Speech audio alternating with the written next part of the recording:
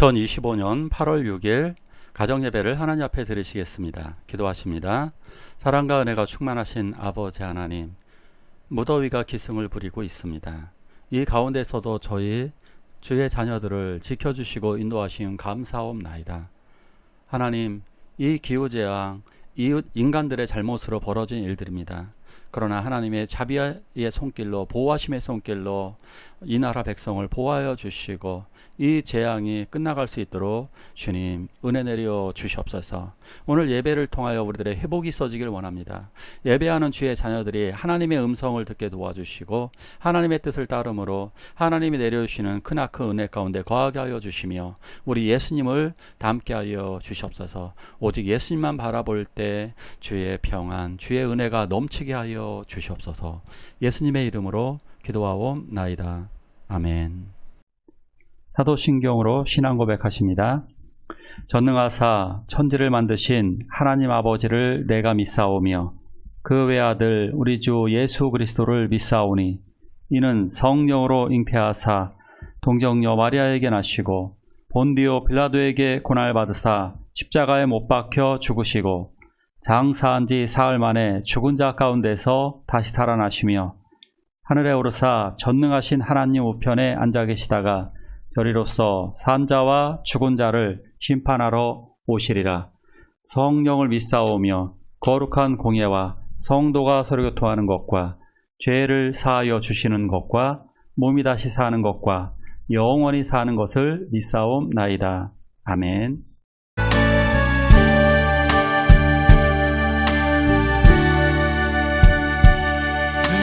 세상일에 실패했어도 너는 절망하지 말라. 내가 너를 도우리라. 다시 일어서게 하리라. 질병으로 고통당해도 너를 도우리라.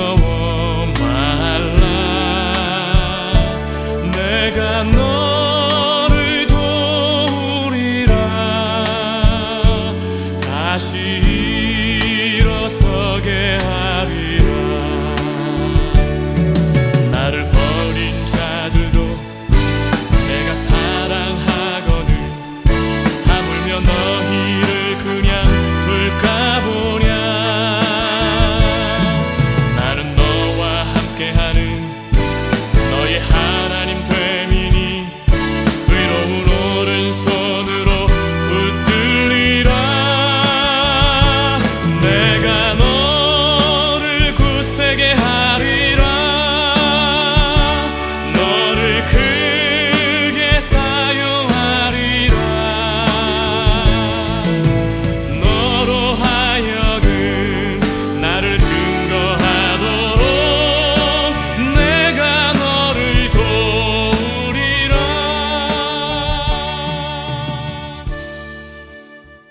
예수 형님이 우리들에게 하시는 말은 예수님에게 이런 말을 우리가 할 수 있을지 모르겠네요. 예수님을 형님이라고 말해도 될까요? 그리고 또 하나, 만약에 예수님을 형님이라고 말할 수 있다면, 나의 옆에 예수님이 계신다면 그 예수 형님은 나에게 뭐라고 말씀하실까요? 자, 오늘 성경을 통해 좀 자세히 보도록 하겠습니다. 하나님께서는 우리를 구원하시기 위하여서 예수님을 천사보다 잠시 못하게 하셨습니다. 못하게 하셨다는 말이 무슨 말이냐면, 인간은 육체를 입고 있기 때문에 천사보다는 열등한 존재일 수밖에 없습니다. 영적인 존재와 탁월한 능력을 갖고 있는 천사보다는 여러 가지 인간적인 제약에 빠질 수밖에 없습니다. 그 대표적인 것이 고통이죠. 고통과 고난, 고민, 이러한 것이 우리 인간들에게는 있지만 천사들에게 존재하지 않습니다. 그래서 예수님은 인간의 몸을 입으셨기 때문에 고통, 고난, 이 모든 것을 당하실 수밖에 없었습니다. 그래서 예수님은 천사보다 스스로 낮아지셨고 인간의 모든 육체 고난을 당하셨습니다. 근데 이런 이유가 뭐냐? 바로 우리를 구원하시기 위한 목적이 있었기 때문에 스스로 낮아지신 것입니다. 그렇지만 이렇게 낮아지신 상태에서 예수님은 기적과 표적을 보여주셔서 우리로 하여금 하나님의 아들이심을 보여주셨고요. 또한 부활 승천하셔서 하나님의 아들됨을 보여주셨습니다. 예수 그리스도께서는 성령을 우리들에게 나누어 주셨고, 그래서 우리들은 하나님의 놀라운 사역을 보고 우리는 감동하게 됩니다. 만약에 예수님이 이렇게 인간의 몸으로 낮아지지 않으셨다면 우리들은 감동받는 일도 없었을 것이고요. 우리들이 믿음으로 말미암는 이런 구원은 없었을지 모릅니다. 주님의 위대한 이 구원 사역 계속해서 히브리서는 강조하고 있습니다. 같이 읽을까요? 그러므로 만물이 그를 위하고 또한 그로 말미암은 이가 많은 아들을 이끌어 영광에 들어가게 하시는 일에 그들의 구원의 창시자를 고난을 통하여 온전하게 하심이 합당하도다. 만물이 그를 위하고, 모든 만물들은 예수님을 위하여 존재합니다. 만물을 지으신 이가 많은 아들들을 이끌어 영광에 들어가게 하시려고 하십니다. 그러니까 하나님의 목적은 우리들 인간들을 많은 아들들이라고 그러죠. 구원받은 자들입니다. 구원받은 하나님의 자녀들을 영광, 부활의 영광, 하늘의 영광으로 들어가게 하시려고 하십니다. 자, 많은 아들들을 영광의 몸으로 우리를 소성시키려고 하시는데, 이것을 이루시기 위하여서 이 구원의 창시자인 하나님 성자 예수를 이 세상에 보내셔서 어떤 과정을 통해 고난을 통하여 온전하게 하셨다는 겁니다. 구원의 완성을 이루셨다는 겁니다. 고난을 통하여서, 인간의 고난, 십자가의 고난을 통하여서 완전히 한 이것을 이루셨다는 사실입니다. 네, 이런 단어, 이 온전하게 하시고 고난, 이것이 어떤 때 사용하는 단어냐 하면 제사법 때 사용하는 단어입니다. 이 온전하게 하셨다, 이것은 제사의 완성을 의미하는 것입니다. 근데 이게 그렇게 중요한가? 예, 중요합니다. 출애굽기 다음에 나오는 책이 뭔지 아세요? 레위기입니다. 어떻게 제사할 것이냐. 제사는 단순한 것이 아니라 헌법과도 같습니다. 고대 시대의 제사법은 사실상 헌법과 같습니다. 지금은요, 법의 시대이다 보니까 법에 저촉되면 헌법으로다가 그것을 확인하게 됩니다. 우리나라에서 제일 상위법이 헌법입니다. 여러 가지 법들이 되게 많지만, 그래서 그것이 헌법에 저촉되느냐 저촉되지 않느냐, 그것을 가지고 판단하게 되는 것입니다. 고대 시대에 너무나 중요한 법이 바로 제사법입니다. 그 제사법은 너무나 중요해서 그 제사를 온전히 드려야지만 그 사람이 하나님의 사람, 하나님의 아들, 고대 시대를 구성하는 인간의 역할을 감당하게 되는 겁니다. 고대 시대의 이 제사법에 있어서 제사장의 역할은 너무나 절대적입니다. 그러니까 헌법 꼭 기억하세요. 그냥 제사법이 있었나 보네. 그리고 일반법이 있는데 일반법 십계명 같은 것만 잘 지키면 되네. 우리는 이런 생각을 하고 있습니다만, 구약 시대에 있어서는 속죄 제사가 어쩌면 십계명보다 우위라고 말할 수 있을 정도로 이건 절대적인 헌법과도 같은 것이었습니다.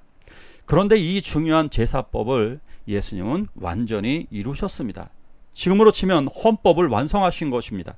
헌법을 완성하셔서 완전한 고난을 통하여서 하나님의 구원 사역을 완성하신 것입니다.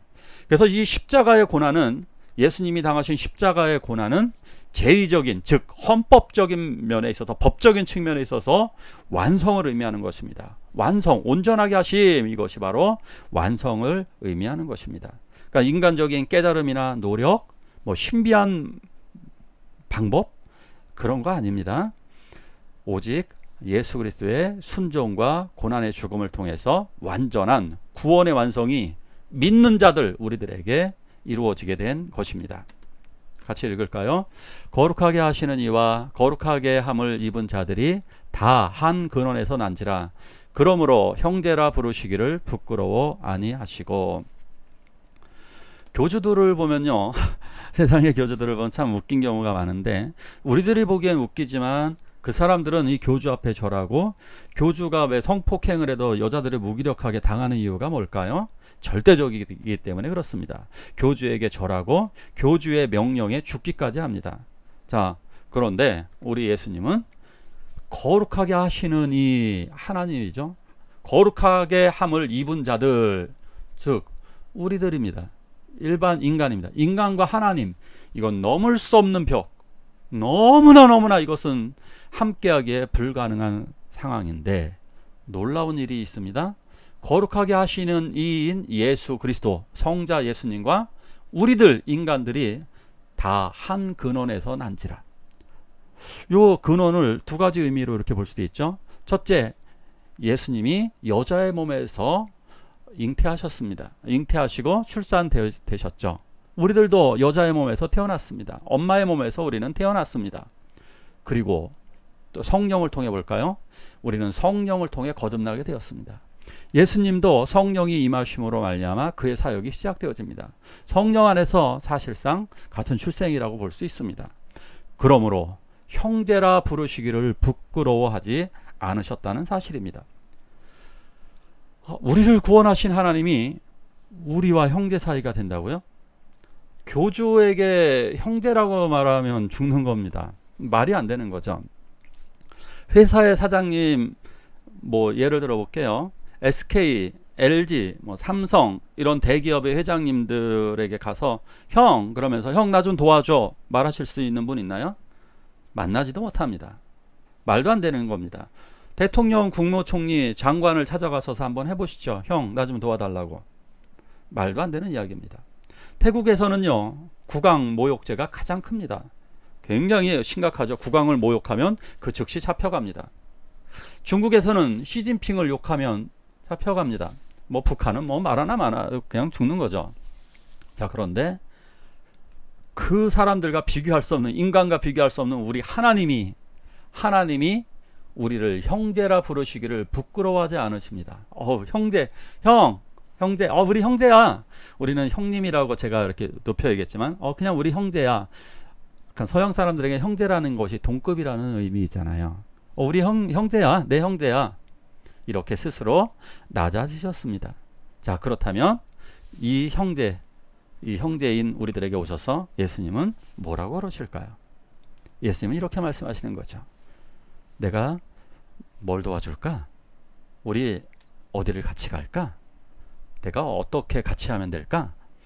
우리들에게 늘 물어주시고, 그리고 우리들과 동행해 주십니다. 그리고 말없이 동행하실 때가 훨씬 더 많습니다. 우리는 그분을 임마누엘의 하나님, 임마누엘의 뜻은 하나님이 우리와 함께 계신다. 우리와 함께 늘 동행하시는 예수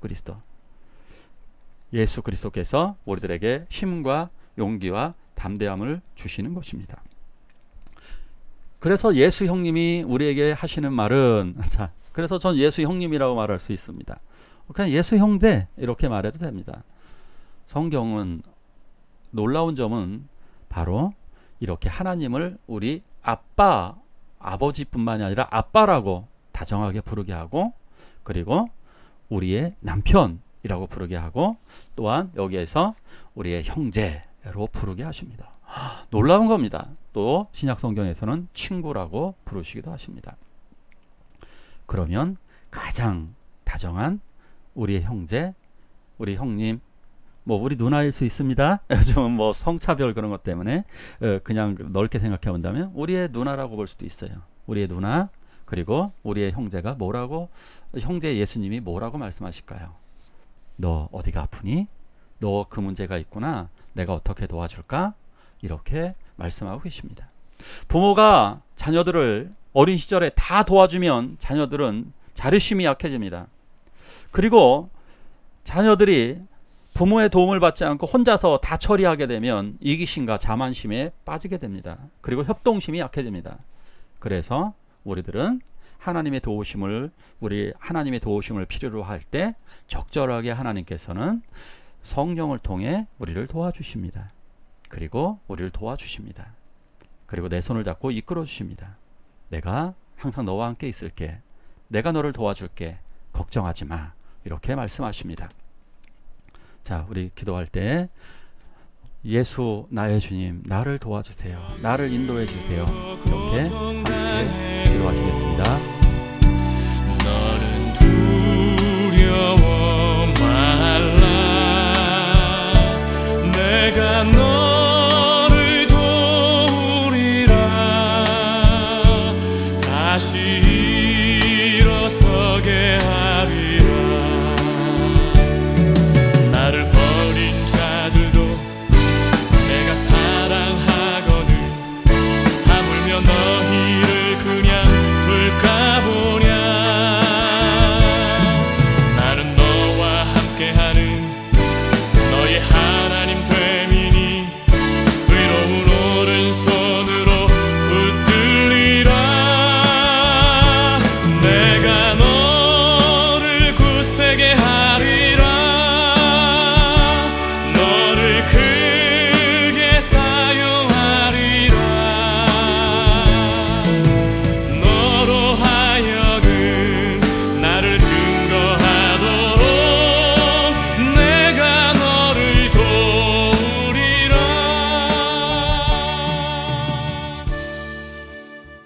주기도문으로 예배를 마치도록 하겠습니다. 하늘에 계신 우리 아버지여, 이름이 거룩히 여김을 받으시오며 나라가 임하옵시며 뜻이 하늘에서 이루는 것 같이 땅에서도 이루어지이다. 오늘날 우리에게 일용할 양식을 주옵시고 우리가 우리에게 죄지은 자를 사하여 준 것 같이 우리의 죄를 사하여 주옵시고 우리를 시험에 들게 하지 마옵시고 다만 악에서 구하옵소서. 대개 나라와 권세와 영광이 아버지께 영원히 있사옵나이다. 아멘.